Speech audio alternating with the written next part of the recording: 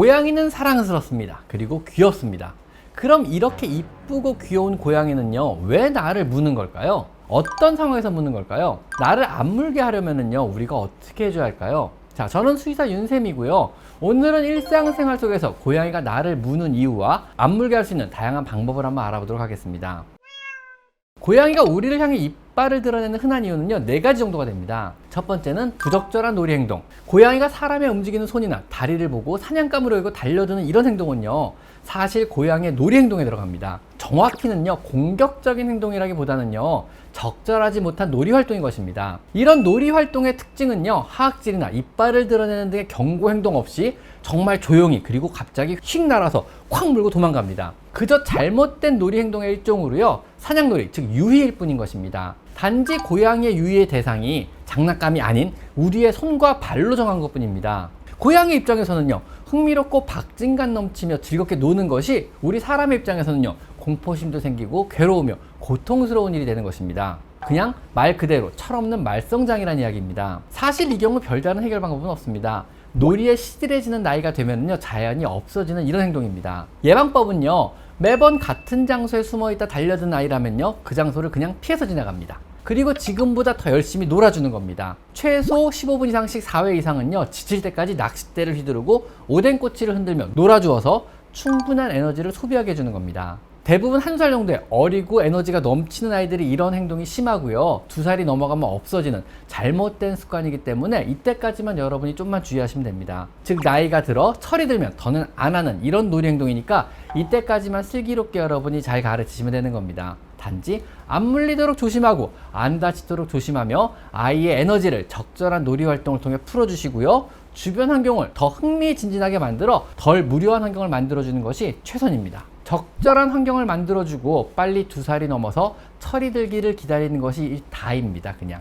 두 번째는요, 쓰다듬기 공격성, 패팅 어그레션이라고 하는데요, 쓰다듬어줬더니 고양이가 골골대며 좋아하다가 갑자기 나를 콱 물고 도망가더라. 한참 쓰다듬어줬더니 좋아하다가 갑자기 태세를 전환하여 나를 향해 하악질을 하더라. 이런 류의 공격성들이 다 여기에 해당됩니다. 사실 고양이는요, 사람이 자신을 오래 만지는 것을 그리 선호하지 않습니다. 처음엔 여러분의 손길이 기분 좋았어도요, 중간에 그만 만지라고 다양한 신호를 보내고요, 그럼에도 불구하고 여러분이 못 알아듣고 계속 쓰다듬으니까 화를 낸 것 뿐입니다. 어느 정도나 쓰다듬으면 고양이가 기분이 나빠지는 역치까지 가는지는 고양이마다, 또 그 상황마다, 또 기분마다, 또 만지는 장소마다, 또 만지는 강도마다 차이가 있습니다. 그냥 적당히 쓰다듬다가 고양이가 이렇게 쳐다본다든가 아니면 꼬리를 탁탁 치고 움직이기 시작한다면요, 쓰다듬는 것을 멈추면 그뿐인 것입니다. 너무 만져서 혹은 싫어하는 데를 만져서 화낸 것 뿐입니다.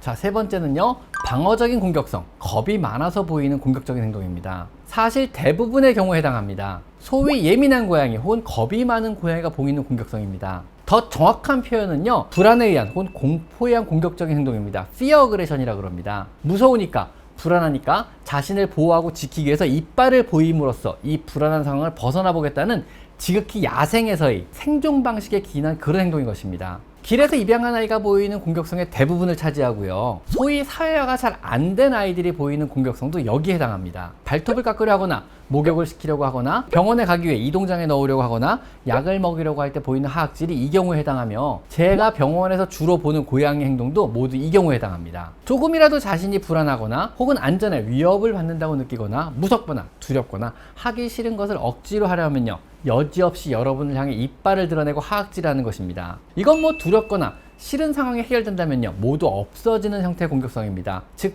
싫어할 만한 것을 안 하면 해결되는 공격성입니다. 자, 네 번째는요, 방향이 전환된 공격성. 고양이가 무언가 겁을 먹거나 혹은 흥분을 하게 된다면요, 흥분한 원인과 상관없이 옆에 있는 여러분을 대상으로 공격을 해서 흥분을 해소하는 형태의 공격성입니다. 그냥 정신적으로 약간 미성숙해서 하는 화풀이 같은 겁니다. 그냥 이유 없이 갑자기 여러분을 공격하는 것처럼 보여도요, 잘 찾아보면은요, 흥분을 한 원인이 있습니다. 뭐 예를 들면은요, 창밖을 보다가 멀리 보이는 새를 보고 자극을 받아 흥분한 상태에서 마침 창가를 지나는 여러분을 공격하기도 합니다. 주방에서 나는 다양한 요리 냄새 자극을 받아 흥분하다가 주방을 왔다 갔다 하는 여러분의 다리를 콱 물어버리기도 합니다. 동물병원에 와서는요, 저를 보고 겁이 나서 흥분한 상태에서 달래는 여러분, 즉 보호자를 물거나 핥히기도 합니다. 즉 무언가 자극원이 있다면은요, 그 자극원의 곁에 있던 여러분을 공격해버리는 이런 형태의 공격성, 즉 방향이 전환된 공격성이라고 합니다. 일종의 화풀이죠. 아직 정신적으로 미성숙하기 때문에 벌어지는 일들로요, 어린아이가 마트에서 흥분하여 울다가 엄마 나 이거 사줘 하고 물다가 화풀이를 엄마에게 하는 것과 비슷한 겁니다. 엄마를 때리기도 하잖아요, 그럴 때는요. 이 공격적인 행동의 무서운 점은요,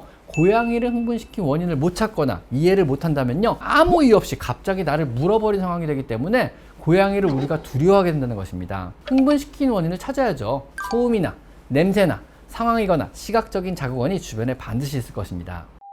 고양이는 굉장히 다양한 원인으로 공격적인 행동을 합니다. 그 행동을 이해한다면요, 고양이를 키우는 것이 조금 더 쉽지 않을까요? 자, 지금까지 저는 수의사 윤쌤이었고요. 오늘은요, 고양이가 우리를 무는 흔한 이유 4가지를 한번 알아봤습니다. 자, 오늘은 여기까지 마이펫 상담소였습니다. 감사합니다.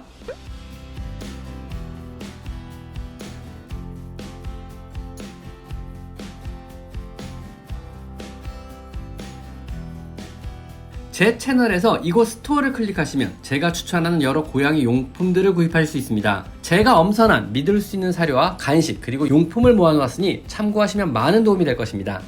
제 채널에 들어가셔서요, 요 돋보기 모양을 클릭하시고요, 여기다가 여러분이 궁금한 것을 치면은요, 관련 제 영상이 뜨게 되어 있습니다. 여러분의 대부분의 질문, 대부분의 궁금증은 제가 이미 1000여 가지 영상으로 만들어 놨으니까 제 채널에 오셔서 한번 영상을 찾아보세요. 아셨죠?